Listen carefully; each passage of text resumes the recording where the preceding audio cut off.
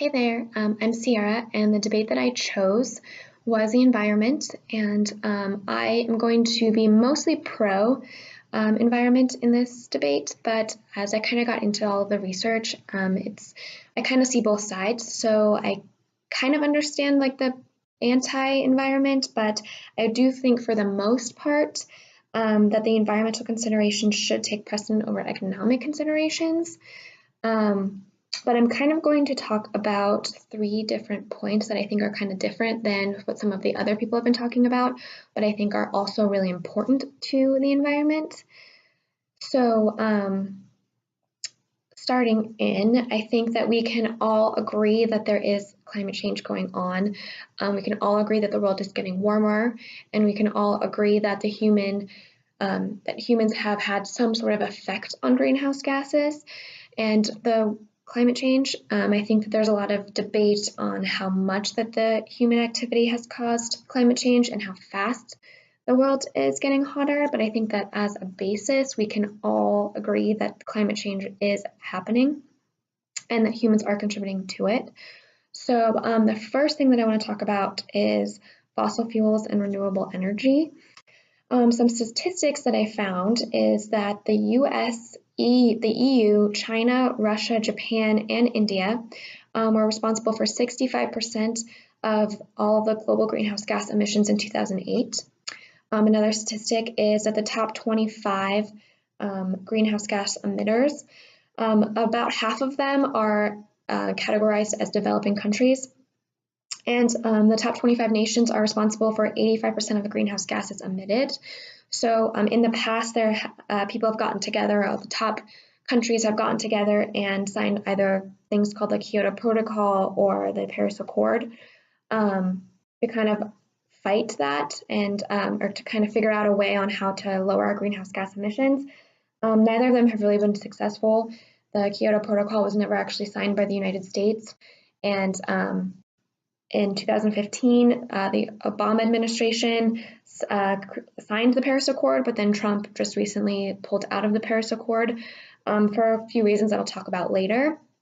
But my personal opinion is that the only way that we are really going to combat global greenhouse gases is if we all sit down and create an initiative and we all actually follow that initiative, which hasn't been successful in the past, but I don't really see how if one country significantly drops their greenhouse gases and everybody else continues to emit all these greenhouse gases, it's really not going to save the planet, it's not going to save us. So we're all going to have to at some point sit down and be serious about it and figure out how to combat it together.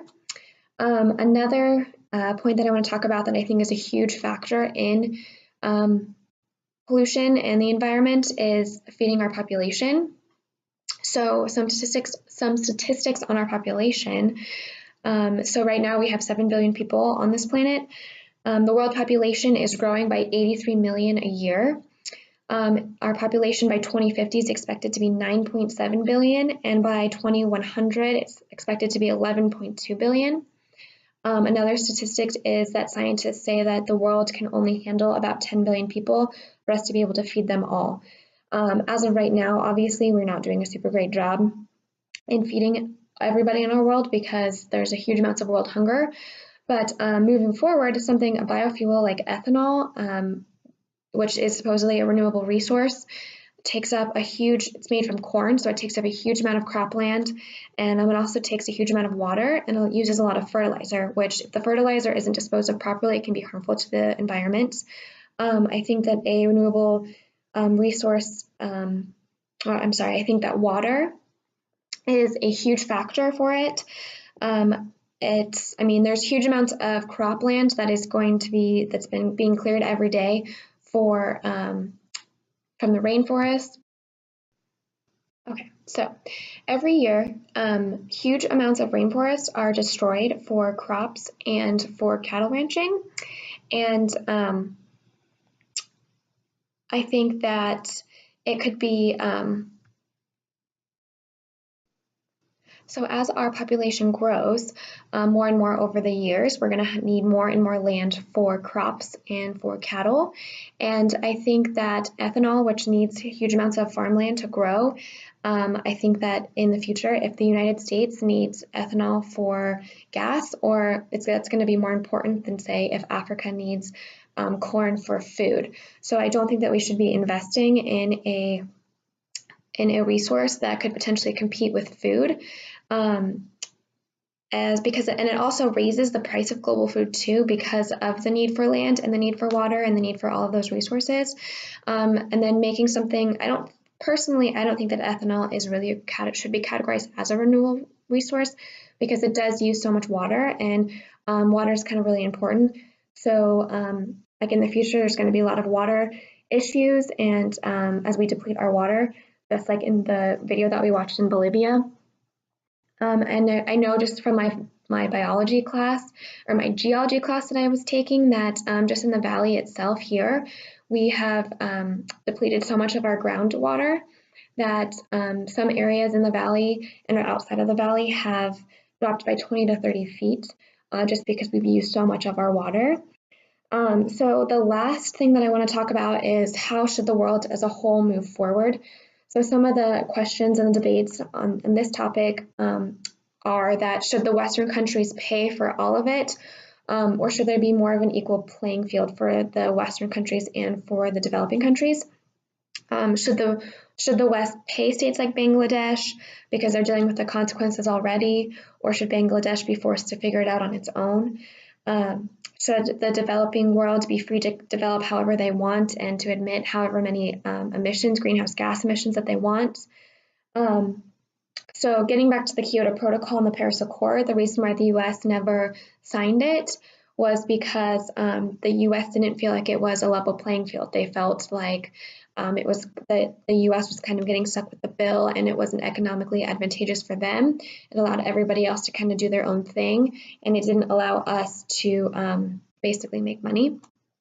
So my personal opinion on this is that I think that, one, we need to get all the countries together and sit down and truly move forward and find a good way to all work together. I don't necessarily think that the developing countries should be free to develop however they want.